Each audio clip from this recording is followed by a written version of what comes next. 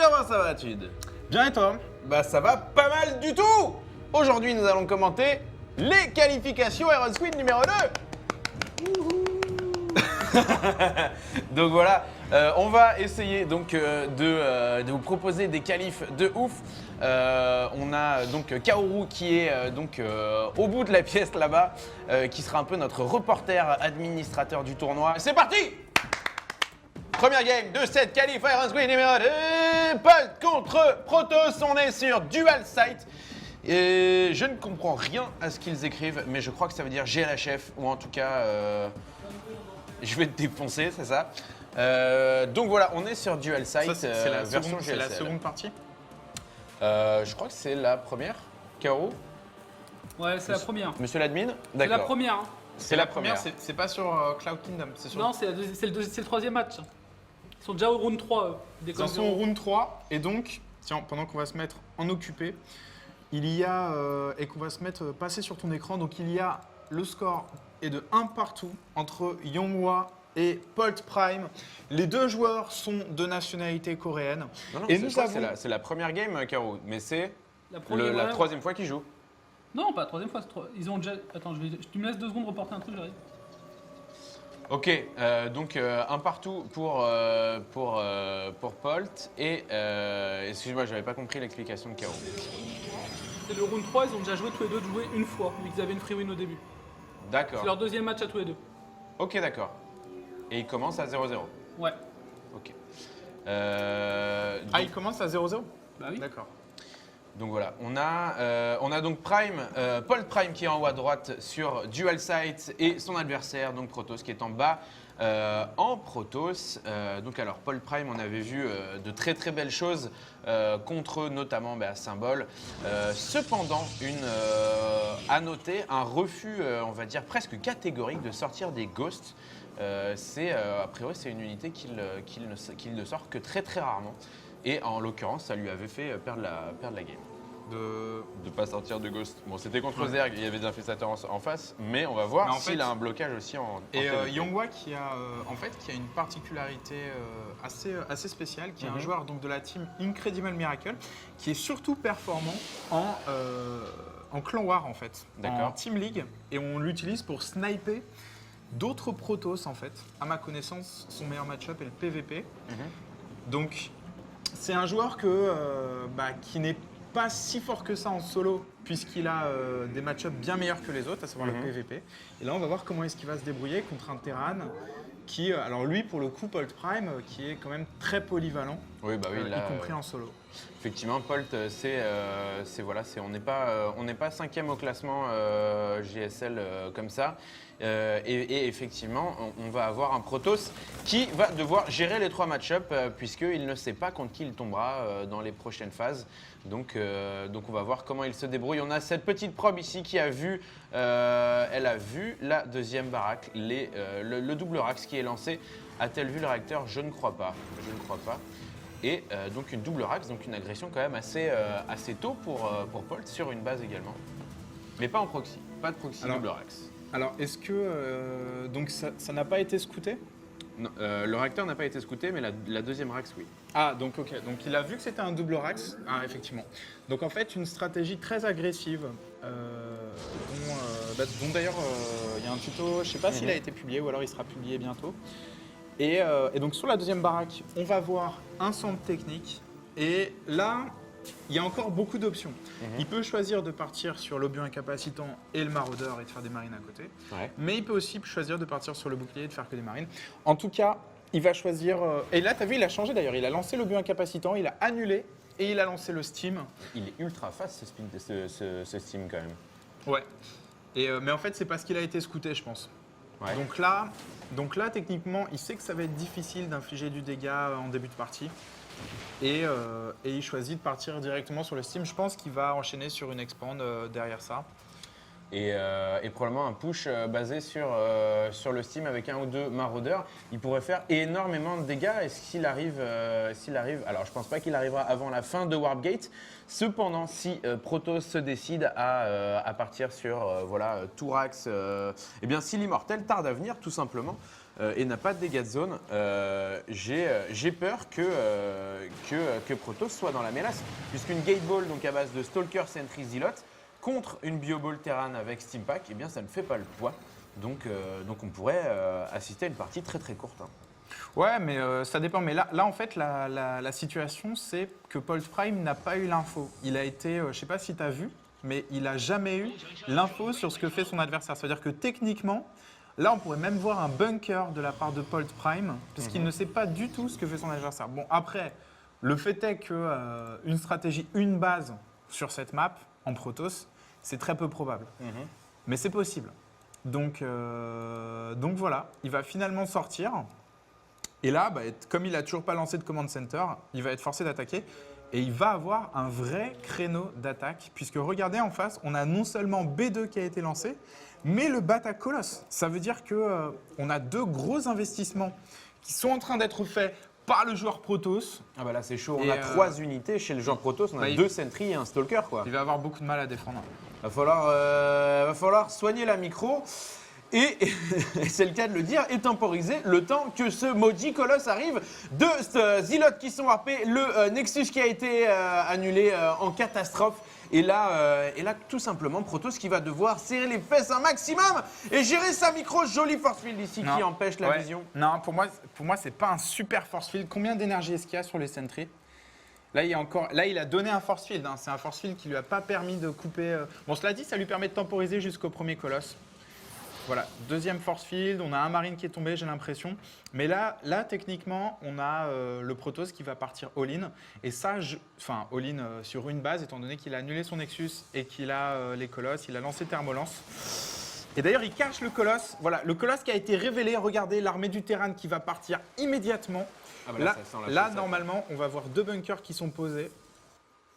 Normalement, on ne devrait pas tarder à avoir des bunkers qui sont posés. Le spatioport qui devrait être lancé d'ici peu. Parce qu'il va vraiment avoir besoin de bunkers pour temporiser contre les colosses de son adversaire. Effectivement, et de Viking, comme tu l'as dit, le spatioport qui vient d'être lancé, le réacteur également, donc probablement un switch ici pour popper du Viking en catastrophe. Polt qui essaye de maintenir le push pendant qu'il prend expand. Son adversaire, lui, a annulé son expand. En fait, je pense qu'il ne l'a pas vu, le colosse. Excuse-moi. Oh, bon snipe d'observateur là-dessus. Ça, c'est une très très bonne information. Hein. Ah, et pendant qu'on a un scout dans la main. Un Zealot qui a été warpé. Excuse-moi. Des marines, des maraudeurs. Donc un Terran 2 Rax sur 2 Rax. Et Yonghwa qui prend une décision intéressante et qui va finalement sortir et poser la B2. Ok. Alors, d'un certain côté, on peut pas lui reprocher de jouer conservateur. Déjà, il a toujours pas eu l'information sur la B2 de Prime. C'est-à-dire, il ne sait pas qu'en face, la station orbitale, elle est déjà faite. Ah si, il l'a vu, excuse-moi, il l'a vu. Ouais. Ok, donc il l'a vu et il choisit de ne pas partir all-in. Pour le coup, alors, c'est une décision un petit peu étrange. Parce que le joueur Protoss lance sa B2 très très tard et il le sait. Et il sait qu'en plus, il a une composition d'armée qui est intéressante contre celle de son adversaire. Savoir, il a des colosses et en face, il n'y a pas encore de Medivac et de Viking. Et il choisit de ne pas attaquer. Effectivement, il a lancé sa B2 beaucoup plus tard. Vous voyez au niveau income qu'il est largement derrière, 400 de minerais de retard. Et il doit absolument faire du dégât ici, choper quelques marines avant l'arrivée des Vikings, puisque là, les jours de ces colosses sont quand même comptés. Hein. On a un terrain qui est en train de popper les Vikings 2 par 2. On va arriver bientôt à 4 Vikings, puis quand il y en aura 6 ou 8, eh bien là, ce sera la fin des colosses. Donc vraiment, là, on a un Protoss un peu prudent, je trouve, et qui va finalement partir à l'attaque, essayer de choper des unités de son adversaire, ou pas. Les 2 joueurs qui... alors, il faut rappeler, il est quoi là? Il est 22h30 en Corée. Donc les joueurs qui ont eu quand même toute la journée pour s'entraîner, qui doivent être assez chauds. D'ailleurs, j'aimerais revenir sur quelque chose, c'est qu'en fait, c'est la Factory qui vole au milieu de la map. Pour moi, en fait, il faut bien se rendre compte dans ce match-up que la Factory, ça peut être un élément dissuasif, en fait. En général, la Factory, en Terran, dans ce match-up, on veut la poser sur la B3 potentielle de ton adversaire pour savoir quand est-ce que ton adversaire Protoss prend sa B3. Parce que c'est un timing qui est très intéressant de connaître dans ce match-up. Mais là, vous avez vu qu'il l'a mis au milieu de la map, sa factory. Et moi, ma théorie, c'est donc d'une part pour situer l'armée de ton adversaire, mais d'autre part, c'est dissuasif. C'est pour dire à son adversaire, regarde, j'ai déjà un spatioport, n'attaque pas avec tes colosses, tu vas te faire bouffer. Et là, maintenant qu'il a accumulé des vikings, il va passer à l'attaque, les force field dissuasifs, on a un autre colosse qui va sortir, donc il attend le dernier colosse. À la 4 colosses, ça va commencer à faire beaucoup. Il n'y aura pas assez de vikings pour s'en débarrasser rapidement. Polt, ici, qui pourrait se prendre un violent get-back, sauf s'il fait appel à sa micro de feu. Et les colosses qui commencent à taper avec Thermolance. Les stalkers qui se chargent des vikings. On a un Protoss qui est bien. Attention, Régie, je passe en plein écran. Je ne peux pas passer en plein écran, c'est très bien, il y a cette arme-là, c'est pas possible. On a et donc on a notre Polty qui qui pour l'instant reste à la porte et qui reste à la Polt. Il reste à la Polt et va finalement se décider à dropper. C'est la seule manière de faire du dégât. Pendant ce temps, vous avez vu depuis tout à l'heure un proxy pylon ici qui n'a toujours pas été utilisé. Attention, c'est Stalker ici. Joli blink défensif, seulement un Stalker qui tombe. Et pendant ce temps, les Medivac de Paul qui se redéchargent. Donc voilà, beaucoup d'hésitation. C'est parce qu'il a snipé l'observateur. Il y avait un observateur sur son armée, il a snipé. Il a cramé que son drop était cramé et donc il redrop les unités. Et on a finalement la prise de B3. Et le bata DT qui est posé quand même très tard dans la partie pour l'ami Yonghua, qui va lui donner une forme de map control. En late game, les DT, c'est ce que ça fait, ça donne une forme de map control. Et potentiellement des archons, mais le problème quand on part DT, c'est qu'on ne part pas High Templar. Donc, effectivement, dans ce match-up, ça aurait été une bonne idée. On a ici le proxy qui ne servi à rien. Et effectivement, DT ou High Templar, quand on a un adversaire qui part Bioball, quand même, DT, ça reste confortable pour un Protoss. Ça permet vraiment de réduire la Bioball comme peau de chagrin. Donc voilà, en tout cas, Protoss qui a fait ce choix. Les deux premiers DT qui sont warpés en haut à gauche de la map ici, qui vont commencer à harasser son adversaire. Donc voilà, on rappelle que vous êtes dans les qualifs numéro 2 d'Iron Squid, le tournoi donc aux 16 joueurs, donc 14 invités et 2 qualifiés. Et les DT qui vont rentrer dans la B2, il n'y a pas de détection. Un DT qui va rentrer dans la main, il faut fermer, ça n'a pas été vu. Oh là là là là là là là là là là, c'est là techniquement il a un DT dans chaque base. Effectivement, je crois qu'il a néanmoins, voilà, il va avoir 2 ou 3 scans pour s'en débarrasser, mais c'est énormément de ressources qui est dépensé. Toute l'armée de Paul qui revient pour les 2 DT et les dégâts qui commencent à être faits ici. Un DT qui va tomber au niveau du compte de récolteurs. Donc voilà, Protoss qui a tué une douzaine de récolteurs tout de même.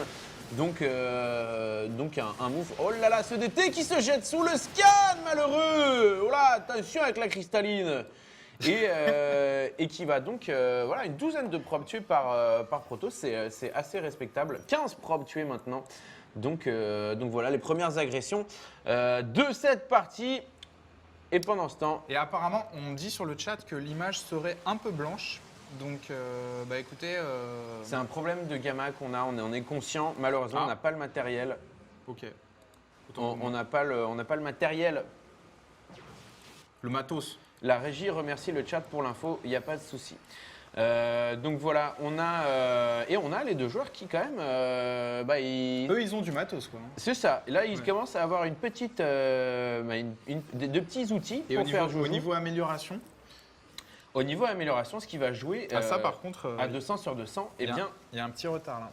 Et les deux n'ont pas vraiment privilégié les améliorations. Le joueur Terran ici qui va avoir le +1 en défense et qui passe à l'attaque, qui monte la pente et qui va se débarrasser de ce pylône ici. Pendant ce temps, le split la répartition d'unités en arc de cercle, en concave comme disent les gens, qui va donc essayer d'encercler son adversaire. Pendant ce temps, Paul qui passe par la droite de la B3 de son adversaire. Protoss et Paul qui sont maintenant à 200 sur 200. Les améliorations qui sont lancées. C'est parti. Attention, un positionnement un peu foireux ici de la part de Protoss qui va donc le payer avec 2 stalkers. Mais pour l'instant, c'est pas décisif. Hein. C'est vraiment une guerre de positionnement. Alors là, c'est décisif. On a un méga steam de la part du Terran qui prend la fight, mais il est en train de prendre des dégâts énormes. Et il a intérêt à sniper tous les colosses avec ses Vikings s'il veut espérer pouvoir remporter cette fight. Voilà. Et là, j'ai l'impression que le Terran s'en sort pas trop mal. Voilà, il a les renforts. Et effectivement, En face, il n'y a plus de colosses. il n'y a plus de dégâts de zone. Et Bolt Prime qui est donc à 32 pop d'avance sur Yonghwa qui va s'attaquer à ce Nexus. Si ce Nexus tombe, c'est probablement la game qui va se finir. Donc là, il faut un exploit de la part du Protoss. Joli scan ici de la part de Paul qui révèle les DT. Toute l'armée de Protoss qui va tomber. Et ça va jager. Magnifique partie. Dream contre Curious qui va se lancer, donc c'est un très très gros match. Peux-tu les faire patienter une demi-heure? Non, Non, bah, mais je vais pas non, pour non. vous, je vais essayer de les mettre sur un autre stream. Non, non, on va finir, Bah, si. on va finir celui-là. Oui, Ouais. mais c'est pas pour ça, c'est pour les viewers. Ah d'accord, ok. On va essayer de les mettre sur un stream. D'accord, nickel. Et s'il y a moyen de choper les replays une fois de plus, ce serait génial. Donc voilà, la fin de la partie. Donc voilà, 1-0 pour Polt contre Protoss. On va lui demander de nous inviter. Et en fait, une partie qui a été, je dirais, rondement menée des deux côtés en fait. C'est vrai qu'il y a eu un petit déficit d'upgrade, notamment de plus 1 d'attaque, plus 1 de défense, etc. des deux côtés. Mais en fait, c'est complètement normal. On pourrait se dire, ouais, mais normalement, à 10 minutes, il est censé avoir fini le 1-1 et être en train de rechercher le toutou, etc. Mais en fait, non. Quand vous partez sur des stratégies une base, parce qu'au début, on a vu deux joueurs en fait qui sont chacun partis sur une stratégie une base et chacun qui avait peu d'informations sur ce que faisait son adversaire. Et quand vous partez dans ce cas de figure, on a tendance à privilégier la tech, mais la tech au sens bâtiment, au sens colosse, Medivac, etc.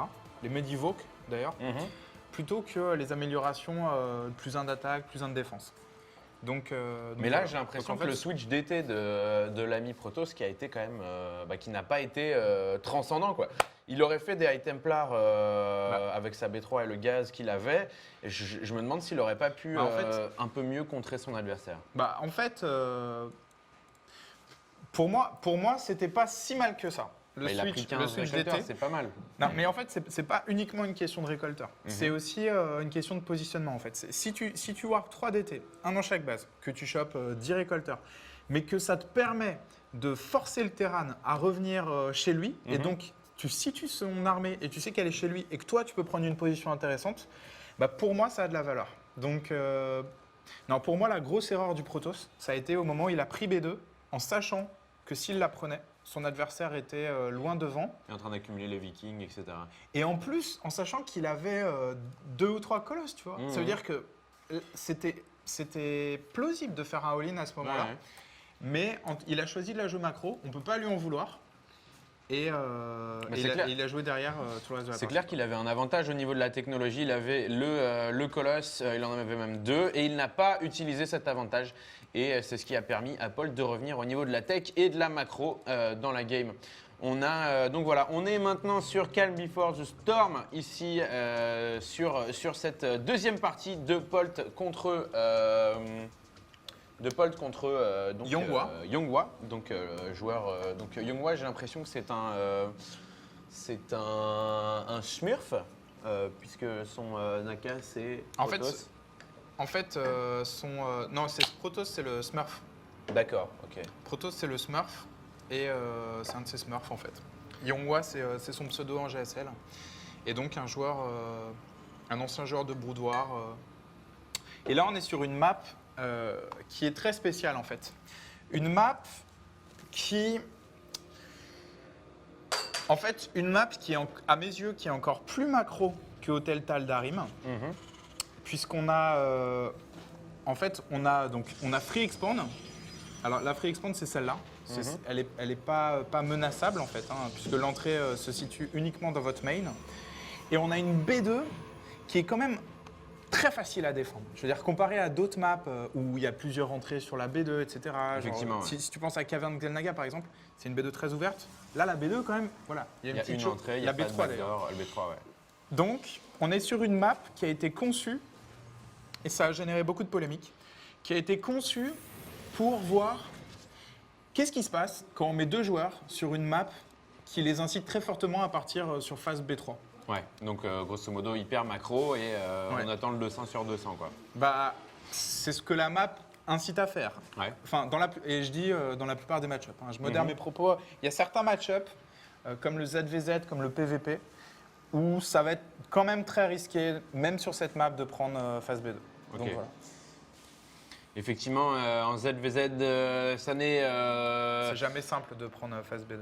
Effectivement. Et pendant ce temps, donc voilà, on a Polt qui va scouter son adversaire, qui va venir voir la phase B2. Il va voir qu'il est à peu près au même niveau. On a 24 récolteurs néanmoins pour Yonghwa contre 20 pour Polt. Polt qui va commencer à lâcher des mules très bientôt et rattraper son retard.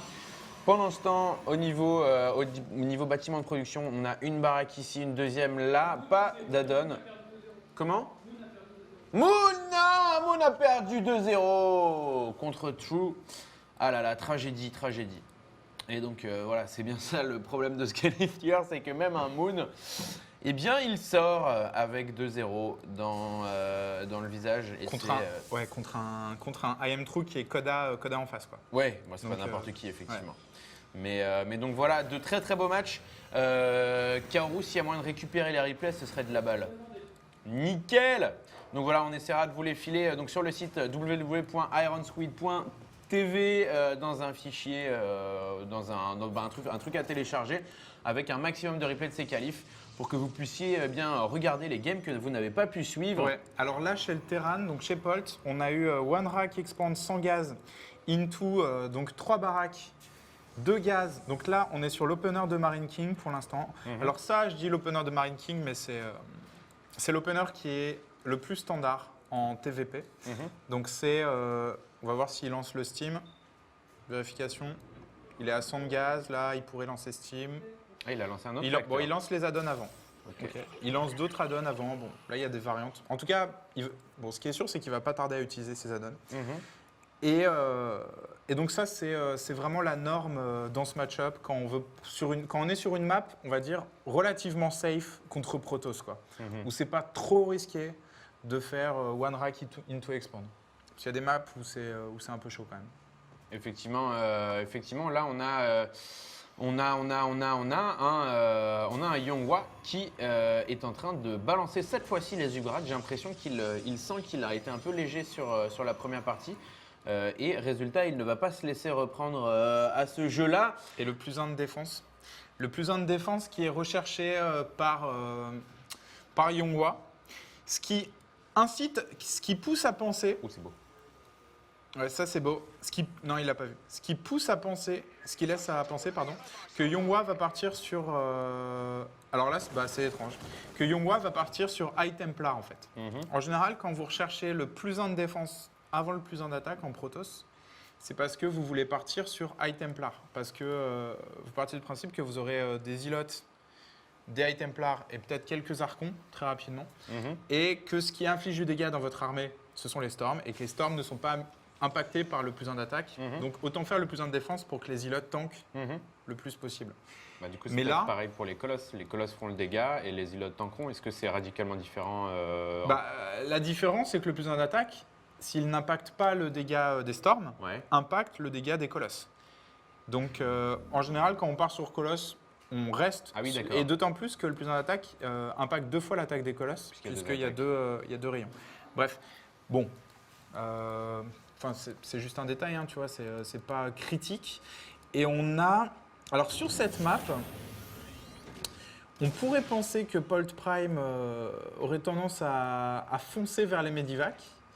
Mais là, j'ai l'impression qu'il est en train de retarder un maximum les Medivacs pour lancer son plus 1 d'attaque, son plus 1 de défense, le bouclier, le Steam en même temps. Non mais t'as vu, c'est hallucinant. Il a déjà une vingtaine de populations d'avance sur son adversaire. Genre Yonghwa qui vient à tout juste de voir l'avancée de son adversaire vers sa base, qui est en train de paniquer. Il a un colosse, 2 stalkers, 3 Ilots, 5 sentry, alors qu'en face, on a une énorme bioball. Et on a un timing sur Steam Pack et le bouclier. Et ça pourrait infliger. Et alors, il y a un seul colosse, c'est attaquable. Le scan, c'est complètement attaquable. Oh là là là, alors là, faut pas perdre le colosse. Là, faut pas perdre le colosse. Et le colosse qui ne tape plus. Le colosse qui ne tape plus. Toutes les sentries qui vont tomber, je pense. Oh là là, Paul qui est en train de pénétrer dans la B3 de son adversaire et qui est en train tout simplement de l'éclater en 10 minutes, 11 minutes temps de jeu. Et ben voilà, 64 contre Sandpop. Polt qui n'a pas le temps tout simplement, qui doit passer au prochain round et qui finit la game en 10 minutes. Bon, alors on va relativiser, hein, c'est pas fini. Mais Mais un c'est avantage énorme qui vient d'être pris par Polt. Polt qui va back. Et c'est vraiment ce qu'il a de mieux à faire. Bon, en même temps, regarde les points de vie de ces marines, quoi. Effectivement, là on Mais- est un peu en dèche au niveau du Steam Pack. Polt qui va back au Il a un niveau peu trop income. drogué ses unités. Il a, Polt. il a chopé quelques probes, il a 3 mules, parce que pendant ce temps, il avait lancé son 3e CC. Et un très très bon timing. Au final,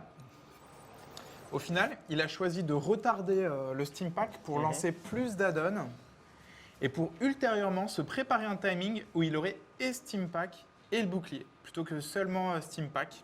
Donc c'était bien pensé. Et Polt qui prend un avantage décisif dans cette partie.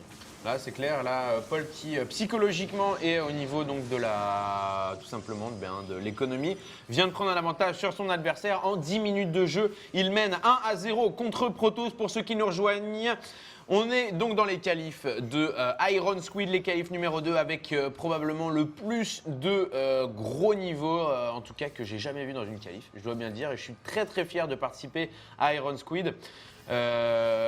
Et du coup, Polt qui est en train de mener son adversaire assez sévèrement. Donc voilà, on vous rappelle que d'autres streams sont disponibles en anglais et en allemand. Si vous avez des potes anglais ou des potes allemands qui cherchent à voir cette qualif, commenté par Kaldor et Diapollo. Et on essaye de varier un peu les games entre les streams. Ouais. Et là, en fait, cette factory qui a deux usages. Hein. La factory, ça pénalise aussi l'intelligence artificielle Protoss, puisqu'il y a certaines des attaques qui sont perdues sur la factory plutôt que sur l'armée adverse. On a un drop dans la B2, enfin ce qui a été pris comme B2 par Yonghwa. Yonghwa qui va reprendre ses troupes, qui a perturbé le minage, Ouais, qui va attention. sniper un colosse, sniper un colosse. Ah là là, Yonghwa qui n'est pas dedans, là, il perd un colosse Et il attaque en face. gratuitement. Et pendant ce temps, c'est le double front sur la B2 de Protoss. Ce Nexus qui va tomber, celui-là qui s'est un peu fait égratigner le bouclier. Pendant ce temps, on a un redrop de la part de Paul qui veut en finir maintenant. Et qui va essayer de sniper. Ah, va-t-il pouvoir le sniper? Il y a beaucoup de tanking ici de la part des Zealots. On a deux colosses ici. Alors, on a deux colosses en face. On a une dizaine de maraudeurs, une quinzaine de marines. Est-ce rattrapable comme retard? C'est ce qu'on va voir. On a 23 probes tuées pour Protoss, c'est énorme! 23 contre 1 à 15 minutes de jeu au niveau income, l'impact est significatif. 26 000 over 9000 de minerais pour. Voilà, on est à 3000. Enfin, là c'est plus gérable. On est à 3000 de minerais contre 1700, presque le double. À peu près kiff-kiff au niveau du gaz. Mais voilà, tellement de ressources en plus. Le bâtiment à High Templar qui est posé. Et j'ai l'impression que c'est plus ou moins la seule chance pour Protoss de revenir. C'est de caler 4 ou 5 bons storms, de fumer l'armée de son adversaire et après de tenter un contre efficace. C'est le late game. Mais là, ce qu'on peut remarquer, c'est pourquoi n'est-il pas parti sur Dark Templar sur cette partie? Ben, moi, je pense que la carte, la configuration de la map, y est pour beaucoup. Sur la précédente map, les trois bases du terrain étaient très ouvertes. C'est-à-dire, alors qu'en fait, sur cette carte, pour donner un exemple, si tu veux envoyer un DT dans chaque base, les 3 DT doivent passer ici. Ça veut dire qu'une tourelle de détection Suffit. protège les 3 bases contre les DT. Donc je pense effectivement que c'est beaucoup plus légitime de partir sur High Templar, d'autant plus que sur Calm Before the Storm. Ça a beau être une grande map, c'est une map où il y a beaucoup plus de petits défilés, notamment dans la partie centrale, où les storms vont être plus faciles à caler et plus efficaces, contrairement à Hotel Taldarim par exemple, où le milieu de la map est clairement ouvert. Ouais. est très ouvert, quoi. Et puis tu peux dodger les trucs. Je crois que c'était Dragon qui dodgeait les storms et qui écartait ses unités comme. Ou Puma, il y en a plein. Bon, je vois les bons le font, mais grosso modo, tu avais vraiment l'impression qu'ils savaient où le storm allait tomber. les unités qui s'écartent et qui ne se font pas électrifier le visage. Et c'est parti, on a l'ami Polt qui a, avec ses 42 pop de plus, va venir sanctionner son adversaire. Les Ilocs qui rentrent au contact. On a une belle composition d'armée pour Protoss. Cependant, les Colosses qui vont tomber sous le feu des Vikings. Les Vikings ici qui se laissent massacrer pendant ce temps. Drop dans la B2. Drop dans la B2 par Yonghwa. Yonghwa qui va probablement devoir s'incliner. Là, il est à 80 de pop de retard. Il a plus de dégâts de zone.